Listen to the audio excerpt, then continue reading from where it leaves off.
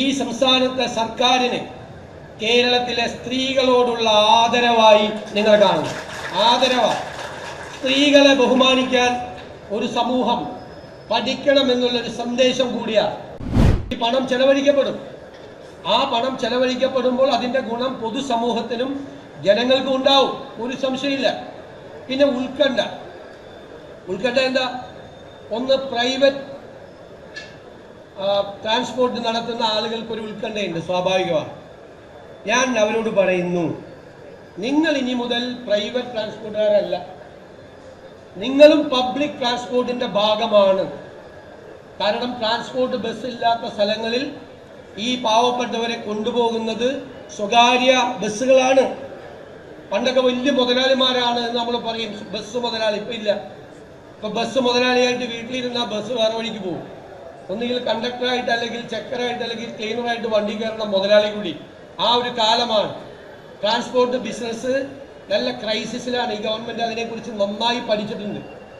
അവർക്ക് കയറി വരാൻ വേണ്ടിയിട്ടുള്ള അന്തരീക്ഷം കൂടി ഈ സർക്കാർ ഉണ്ടാക്കുമെന്ന് ഞാൻ അവർക്ക് വാക്ക് നൽകുന്നു. കേരളത്തിലെ പബ്ലിക് ട്രാൻസ്പോർട്ടേഷൻ സംവിധാനം മികച്ചതാക്കണം എന്നതാണ് ഈ സർക്കാരിൻ്റെ സ്വപ്നം. പ്രത്യേകിച്ച് അർബൻ പ്ലാനിങ്ങിൻ്റെ ഭാഗമായി നഗരങ്ങളിൽ, ഇപ്പം കൊച്ചിയിലാണ് ഞാൻ. കൊച്ചിയിൽ ഹൈക്കോടതിയിൽ ഒരു 2000 വക്കീലന്മാർ വരുന്നുണ്ട്. 2000 കാറുമായിട്ടാണ് ഇവർ വരുന്നത്. അതിൻ്റെ ആവശ്യമില്ല. പബ്ലിക് ട്രാൻസ്പോർട്ടേഷൻ മികച്ചതാണെങ്കിൽ വക്കീലിന് വീടിൻ്റെ പുറത്തേക്ക് ഇറങ്ങി നിന്നാൽ, ഡോക്ടർക്ക്, എഞ്ചിനീയർക്ക്, ജീവനക്കാർക്ക് വീടിൻ്റെ പുറത്തേക്ക് ഇറങ്ങി നിന്നാൽ ഏത് ഡെസ്റ്റിനേഷനിലും പോകുന്ന ഒരു പൊതു ഗതാഗത സംവിധാനം ഉണ്ടെങ്കിൽ അവർ ഈ വണ്ടി എടുക്കില്ല. അപ്പോൾ അവർക്ക് ആ വണ്ടിയിൽ കയറി വരാം. അപ്പം നമ്മുടെ ഈ നഗരങ്ങളിലെ വാഹനങ്ങളുടെ സാന്ദ്രത കുറയ്ക്കാം. അതിനു വേണ്ടിയിട്ടുള്ളൊരു അർബൻ പ്ലാനിങ്ങും പബ്ലിക് ട്രാൻസ്പോർട്ടേഷൻ സിസ്റ്റത്തെക്കുറിച്ചും ഈ ഗവൺമെൻറ് ഗൗരവതരമായി ആലോചിക്കുന്നുണ്ട്. അത് സ്വകാര്യ മേഖല കൂടി അതിൻ്റെ പങ്കാളികളാവും. ആ സ്വകാര്യ മേഖലയ്ക്ക് എന്തെങ്കിലും ഒരു നഷ്ടം ഈ ഒരു പദ്ധതി കൊണ്ട് ഉണ്ടായിട്ടുണ്ടെങ്കിൽ അതുകൂടി നികത്താനുള്ള നടപടി ഗവൺമെൻറ് സ്വീകരിക്കുമെന്ന് ഞാൻ ഉറപ്പ് നൽകുന്നു. ഒരു സെക്ടറും തളരാൻ പാടില്ല. ഒരു സെക്ടറും തളരുന്ന സെക്ടറിനെ താങ്ങി നിർത്തുകയാണ് ഗവൺമെൻറ്റിൻ്റെ ജോലി.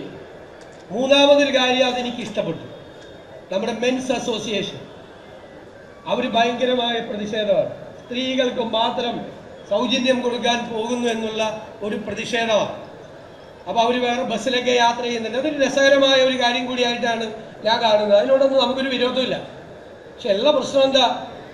പൊതുവായി എല്ലാ പുരുഷന്മാരെയും കുറിച്ചല്ല ഞാൻ പറയാം. ഞാൻ ഒരു പുരുഷ വിരോധിയൊന്നുമല്ല. ഈ ഇത്രയും പൈസ ബാക്കി വരുന്നു എന്ന് പറഞ്ഞ് ഇവർ യാത്ര ചെയ്യുമ്പോൾ ഇവരുടെ കയ്യിലാണെങ്കിൽ ആ പൈസ വീട്ടിലെത്തും. മറ്റേതാ സൗജന്യം കൊടുത്താൽ ഈ ബാക്കി വരുന്ന പകുതി കുറച്ച് പേര് കൊടുക്കും വീട്ടിൽ. ബാക്കി എവിടെ പോകും? ഞാൻ പറയില്ല. ഗവൺമെൻറ്റിന് കിട്ടും പൈസ, സർക്കാരിന് കുഴപ്പമൊന്നും ഉണ്ടാവില്ല. അപ്പോൾ ഇവർക്കൊന്ന് കൊടുക്കട്ടെ. മാത്രമല്ല ഞാൻ പറയുന്നു, ഈ പദ്ധതി